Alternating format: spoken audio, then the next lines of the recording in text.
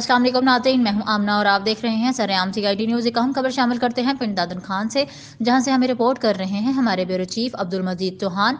ढुड्डी फफरा school की छत गिरने का मुकदमा मुबशर हनीफ AEO की मदयत में दर्ज।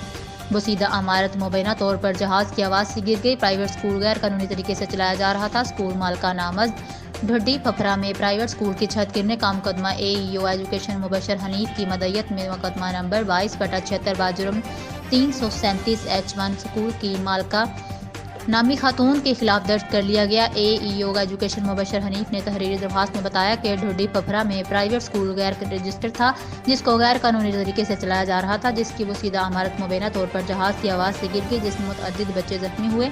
स्कूल को गैर कानूनी तरीके से चलाकर बच्चों की जिंदगियों को खतरे में डाला गया है। स्कूल मालका के खिलाफ कानूनी कार्रवाई की जाए।